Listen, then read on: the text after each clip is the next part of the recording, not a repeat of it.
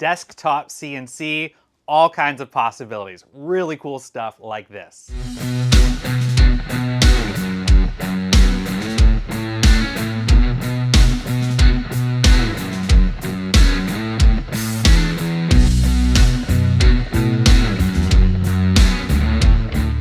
Well, there you have a quick look at this machine. There's so much more coming. If you're new to the channel, woodworker, lasers, desktop machines, but you can see here, I definitely like working with woods. And so there'll be a lot of tutorials throughout this video, also metal, showing all the different possibilities. Yes, it will be reviewing the machine, but there's plenty of videos out there on the review. Really, it's gonna be giving you lots of ideas on creative possibilities. I'll include other projects. I've been using CNCs for about 4 or 5 years. Lots of different tips and tricks throughout. You can use the timestamps if you want to skip on around. Really, really cool stuff. The Cavera Air desktop CNC. All right, quick unboxing.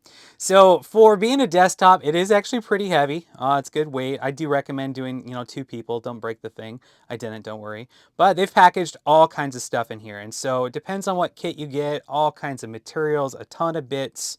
You're up and running pretty soon. Now the software is free, it's pretty simple. You can use other softwares and we'll get into it.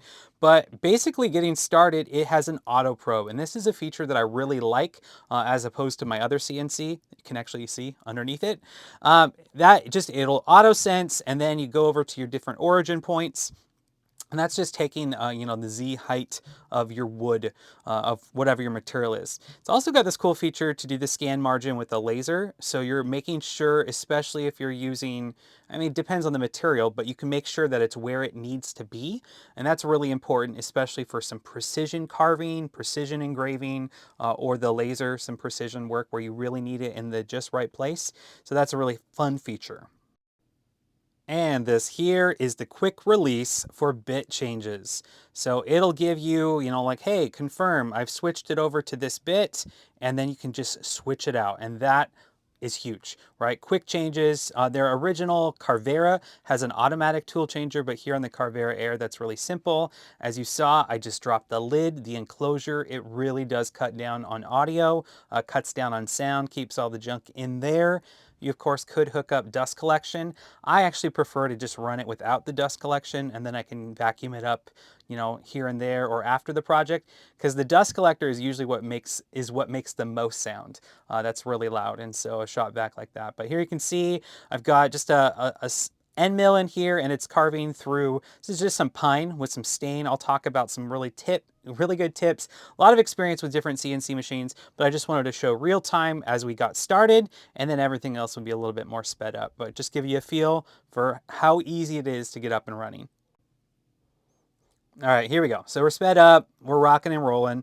So you can see there it kind of faded off a bit. There is a feature I'll show later with the metal where it can do some auto leveling. If you have experience with 3D printers, you know what that's all about. Just to note, the fluctuations in the wood.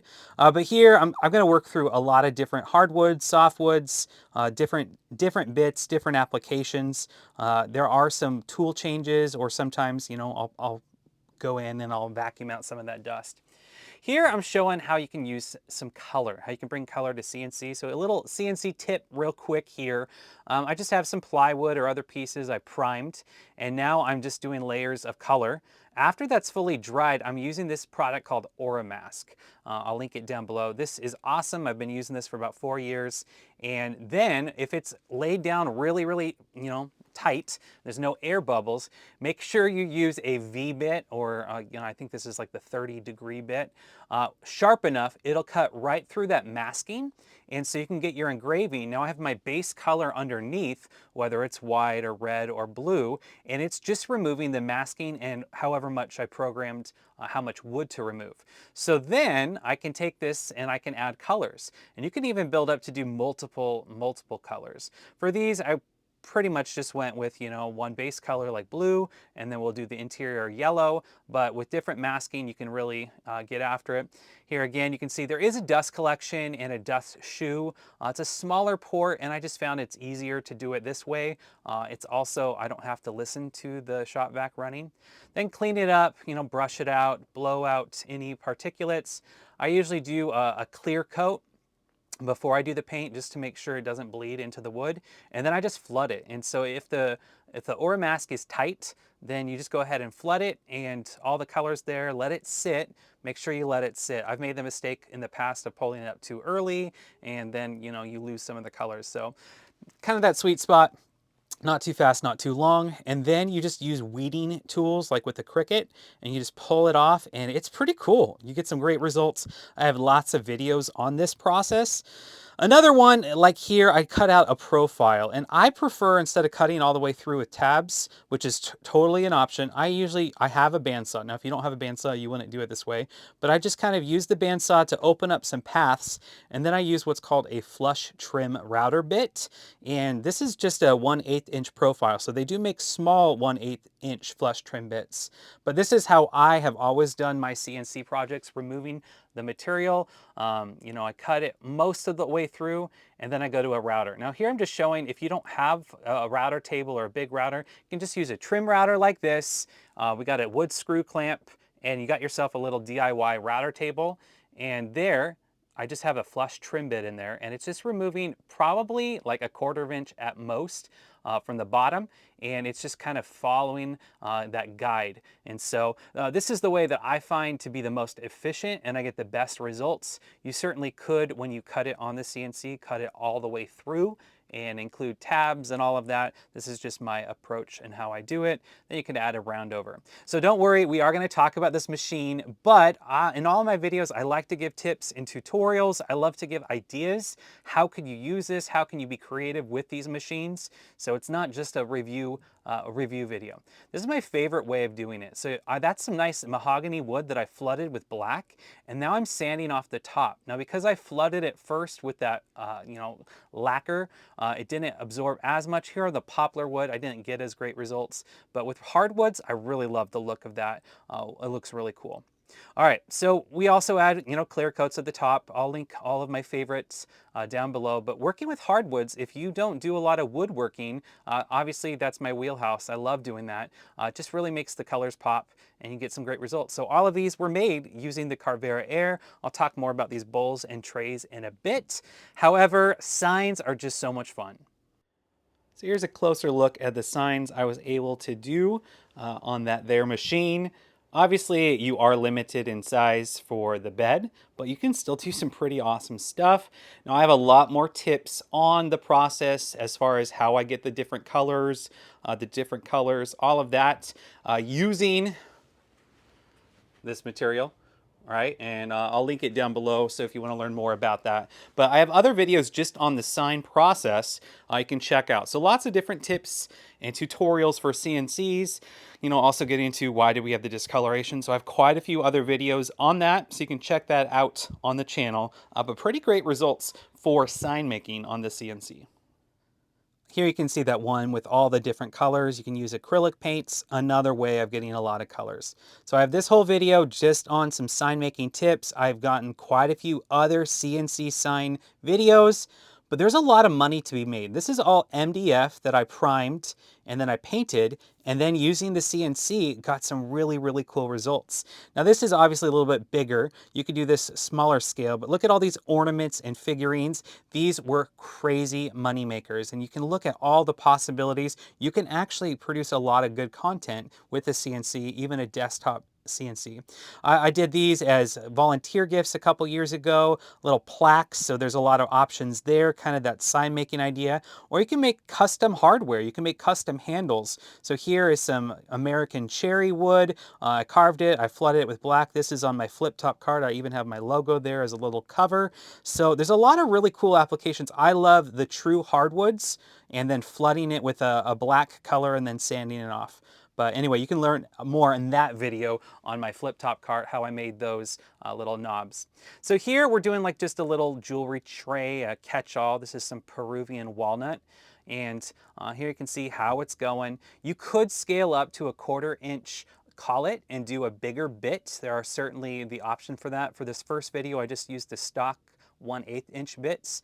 but here you can see how it's clamped in place. Lots of different clamps and holes, you know, to get all your materials where you need it. But it's pretty simple. This particular file, you know, I did a pocket and then I did a contour path with the software.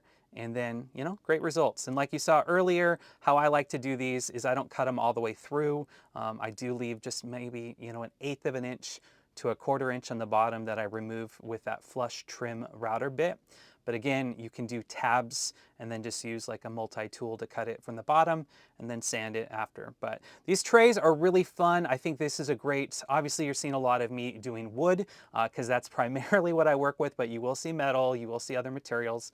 But here again, just that little trim router, you can do it this way. So again, to each their own. This is just a method I find to be the most efficient and just to get the cleanest, best quality.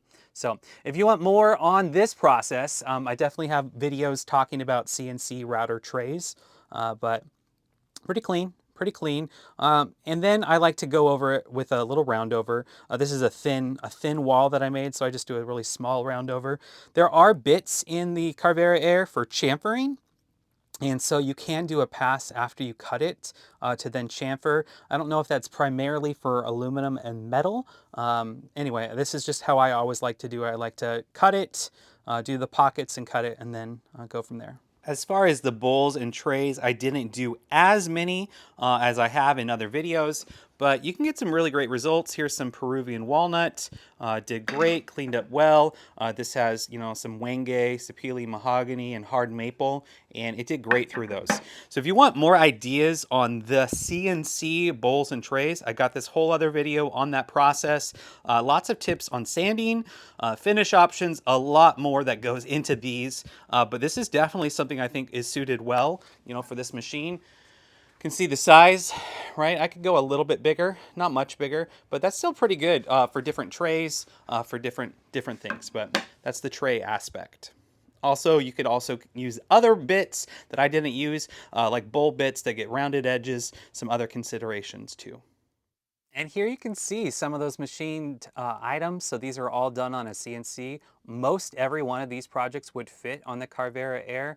Obviously some of them are a little bit larger, but lots of possibilities of these cool trays. Yes, I do have a whole video on this process. Lots of tips on sanding and finish and whatnot. Another one along these lines is cribbage boards. So making cribbage boards or wooden games, I think that's a great application for this machine. I have several videos on making cribbage boards by hand, but also out of CNC. You can even see there's some laser work there, there's some inlay. You can do these little pockets for interior storage of cards and pegs. I can do it for magnets. You can see that butterfly over there. That's actually inlay from a CNC. So that's a cool application. Speaking of inlay, here's some African Padouk in some maple. And CNC is really cool what you can do. You get really, you know, tight. This is a special one right here. This is an outline of Orcas Island. There's some math involved here to make sure you have enough room for the glue. It's not as simple as going straight down. So I have a video on this process, how to get great results, but this is another thing that a CNC allows you to do, and whether it's these cribbage boards like this, or if you had a small cutting board or something you wanted to do inlay with, that's something that you could do with the CNC. So another idea and application for the Cavera Air. Surprisingly, over these last 4 years, I never did a 3D, you know, relief map on the CNC. And so these carvings, they come with some stock settings and different materials. I just wanted to jump in and do it. Now here it's doing a roughing pass. So you'll use an end mill. You might even use a ball nose bit, but a bigger bit, bigger diameter. It's going to do a roughing pass. And then after the fact, you'll switch over to a smaller bit, an engraving bit, to get great results. Now their stock files worked great. However, for me, I didn't quite figure it out with the software. So you can see here with my roughing pass, it was so-so. But now let's take a look at how good it looks with the full meal deal. So this big CNC you see here, this is my 2x4. Obviously it's not in use right now because we got this one. I've never done the 3D reliefs yet. Now you can see I did have some issues with this, you know, on both this one and this one. That was a software issue on my part where I did the roughing pass, but then I didn't get it quite set to do the finishing pass with the other. So here you can see a really good comparison of this is what it looks like on the roughing pass.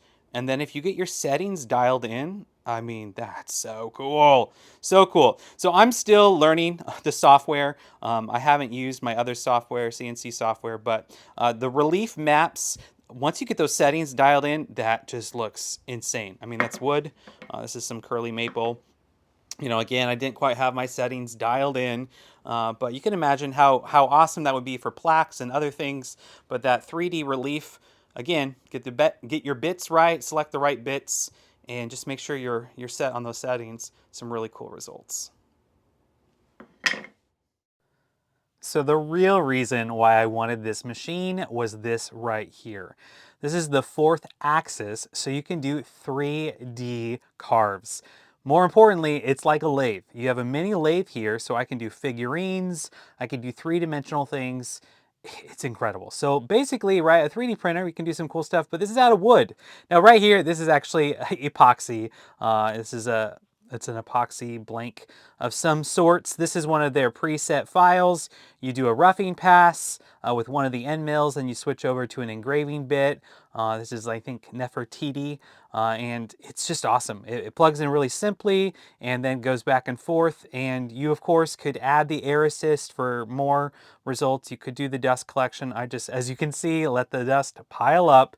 Made quite a bit with epoxy. I have used lathes, you know, quite a bit before, and you know that makes a lot of junk everywhere. But here, what's cool is you get a lot of precision. So you can get super precision, and then here you can see I just cleaned it all up, got rid of all that junk. And then you switch over to that other pass. So it already looks really great, but once you switch over, switch the bit, again, that quick release makes things so simple. You switch over to the engraving bit, crazy clean results. So you just remove it pretty simply. A lot of them will be like this, where you have the top and bottom. Look at that. And then it comes with this little saw. You can cut it off. Then there's a sanding block it comes with just to get it nice and smooth. Lots of possibilities there. Now, of course, I wanted to try out with the wood. And so here it's a piece of ash that I went ahead and I cut up to stock. You can find these blanks all kinds of places, wood blanks. And went with kind of like an Egyptian jackal chess piece. And night here is some Santos mahogany, doing a different, you know, knight on a horse, playing around with different woods. Now, one thing I will say with this, I didn't get as great a results when I did my own files. There are some settings I still need to tweak. I probably should have switched over to a really thin ball nose bit. I did that 30-degree, 2mm bit here, and so it left a lot of lines. I got a lot of detail, but anyway, look how clean they are. Right, so obviously that one with the epoxy, very clean. That was also their settings. I think I could have gotten the same results. On this one, I misjudged the height, and so the bit went in where it wasn't supposed to. But here on this walnut, it actually turned out really, really good.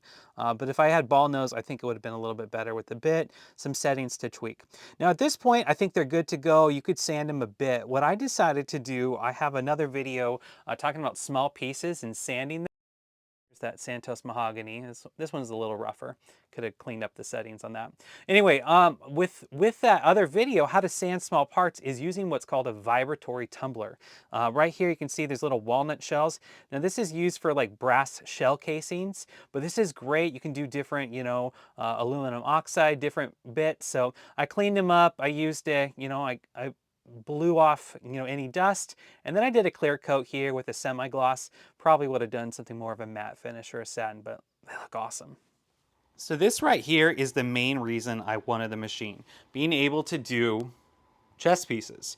And so this is an epoxy block. We got those great results. This was their file that it came with. Perfect results. Now I think the reason why I got the best results is it was their file, and I'm still learning the software. I still got decent results. This one I used a ball nose bit, and then I finished with a really, really sharp, 30-degree bit. And so I think if I used an even smaller ball nose bit, I would have gotten better results. But it's still, I mean, for this walnut, it did really, really well. It did get, some spray lacquer on it. But I did have some issues on some of them, just kind of learning the software. This ash, I put this in a vibratory tumbler. It didn't get as cleaned up as I'd like. This one right here was some Santos mahogany, and you can see it just didn't remove everything because I used that really small bit. So I think there's some bit selection to take into account. as far as the software and doing that as well. But for chess pieces with hardwoods, I am super stoked. This is real hardwood.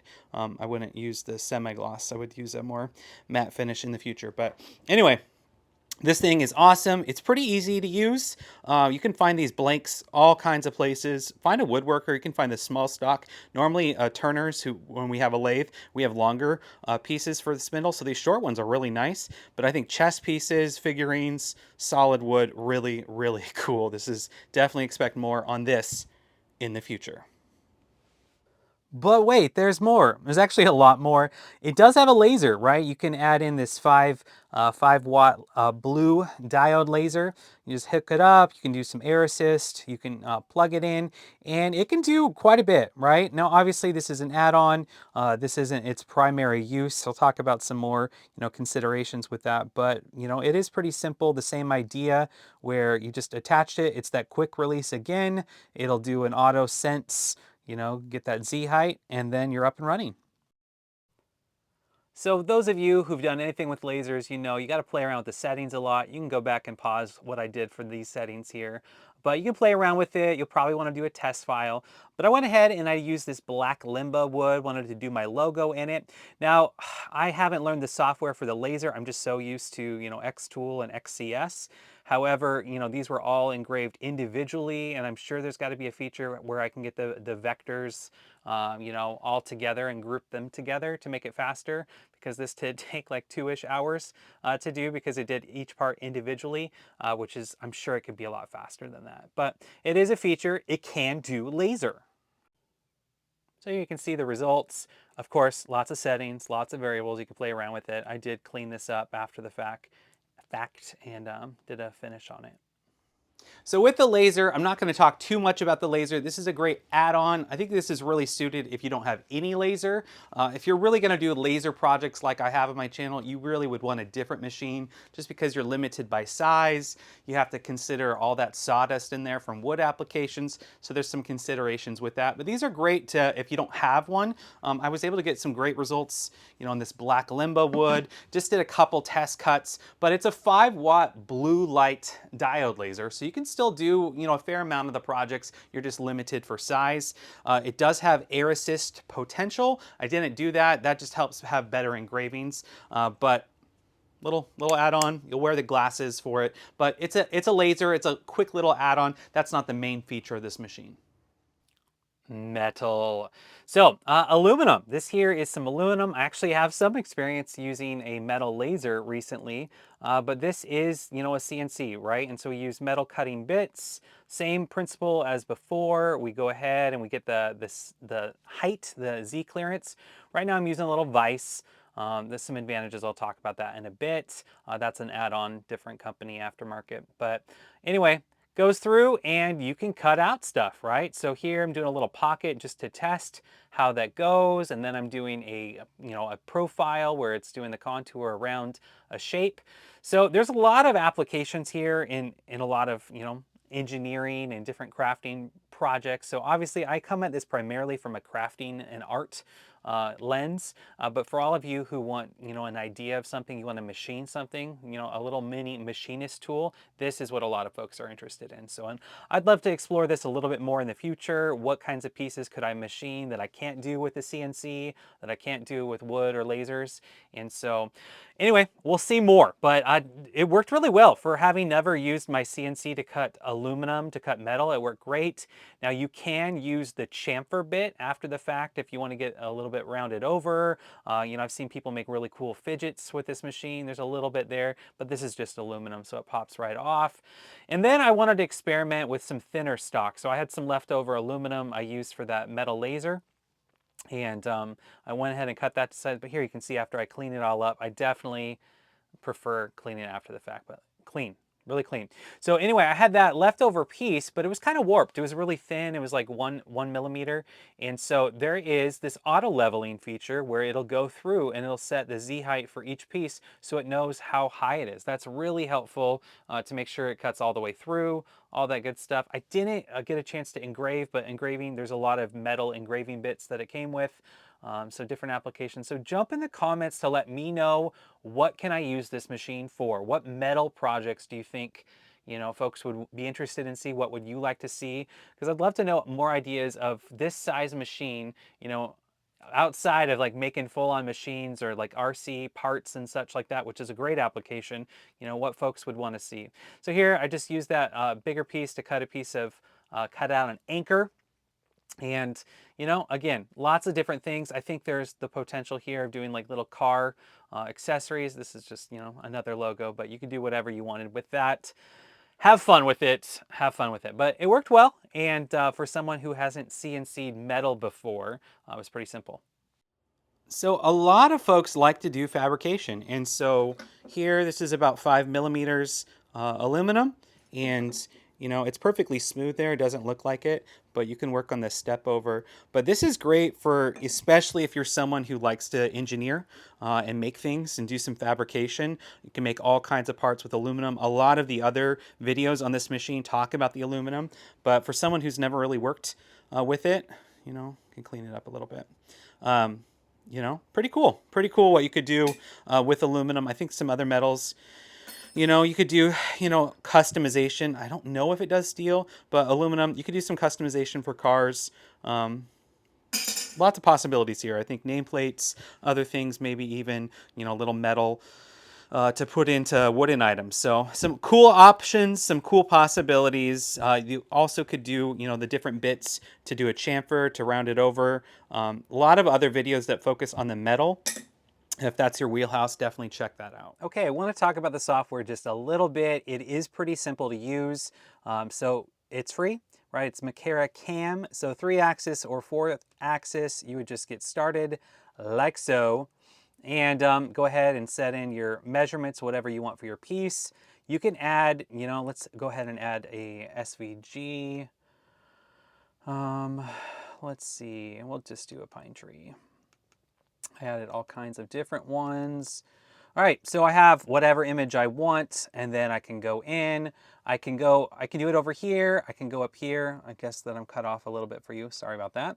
But I can do a pocket, or I can do a contour. It's pretty simple, and there's a lot of videos on this, but this is actually pretty comparable to the VCarve software that I've used primarily. It's easy.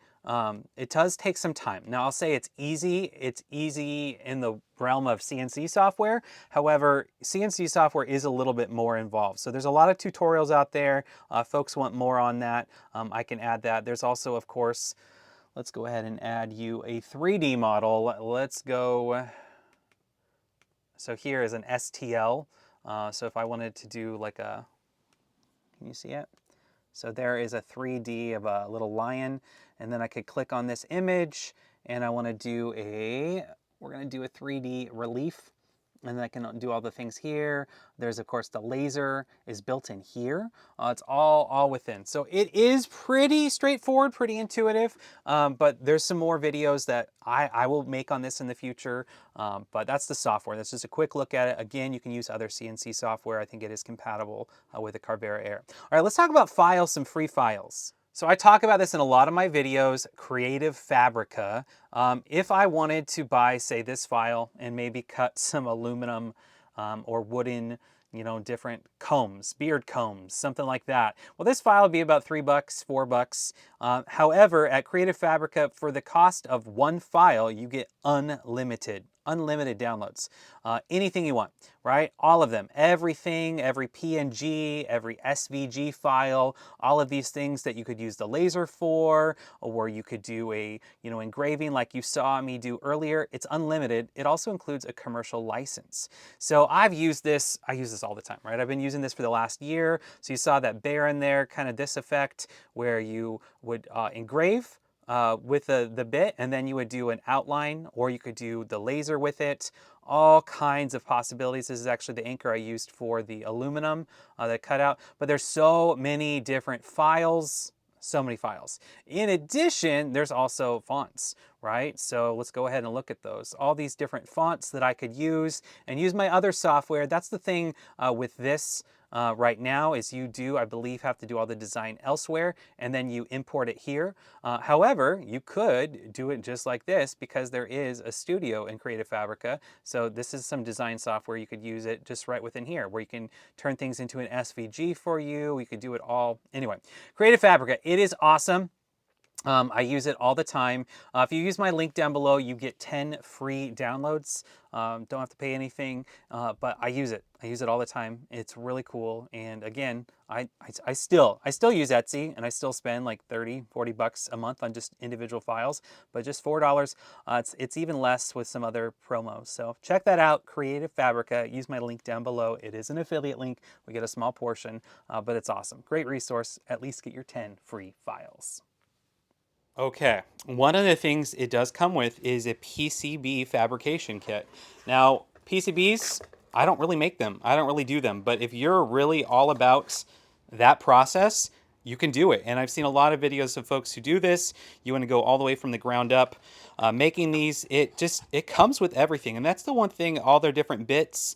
There's a ton of different bits that come in here, a lot of different applications. But all that you would need to make PCBs and to do even more with engineering, it's here. So that's one of the cool things about this unit is you have an idea, you can fabricate it and you can workshop it all by yourself a lot more than just with a 3D printer. And so a lot of possibilities if that's what you're looking for. One thing I will also note is I did get this Fox Alien Vise, just that it mounts on there really easily. It just made things a little bit easier when it cut through, so that way you don't have to worry about it going into the spoil board. Now I do the same thing, you know, here there's, don't mind my mess, some little MDF thing, so if you get the, you know, the blade to go all the way through, it's not going to cut into this. One of the techniques that I usually use when I'm cutting things out is I don't cut all the way through. I leave a little space and then I go to the bandsaw and then I use a flush trim router bit like I did on these, right? And so I didn't cut it all the way through so it doesn't go into the spoil board, and then, you know, I can see some paint got overlap there, but then I use a flush trim router bit. I talk about that a lot in my other videos. I won't get into that right here. But if you want to avoid that, you can use a vise like this for the wood or other things, so it's going to go through and then there's going to be some clearance because it's just going to be sitting there, and so you got a little bit of clearance for that. So that's a great option, especially for small things. So one other consideration is it does have this mount that you can put here, and you can use this for a tablet that can link up so you don't have to use a computer, or you could even use a phone. I just did this 3D print for my tool storage. And then just my regular bits, some other accessories is right here. I find that's a little bit handier, and then I just have the computer nearby. However, if you don't have a 3D printer, or if you want to just have the screen, a lot of folks like to do that. So that is a consideration. This comes with it.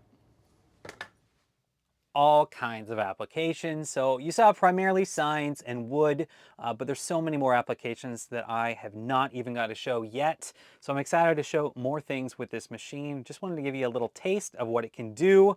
Of course, lots more coming with this machine and other ideas like that. Drop in the comments what more you would like to see with this Cavera Air desktop CNC. All right, folks, there you have it. That is the machine. Now, obviously, I did not test everything. I didn't do everything. Like I mentioned, primarily going to show the wood. I will show more metal in the future and maybe some of the other applications.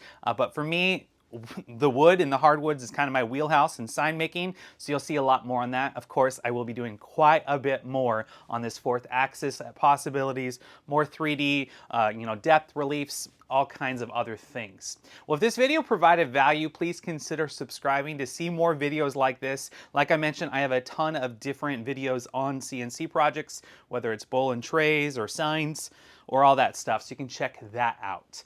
Now, for this machine, it is new, right? It is new. It's actually been out for a while, but there's some great promos right now. If you are interested in purchasing it, consider using my link down below. It's an affiliate link, meaning we do get a small commission from each sale, helps support my family, and this channel makes more videos like this.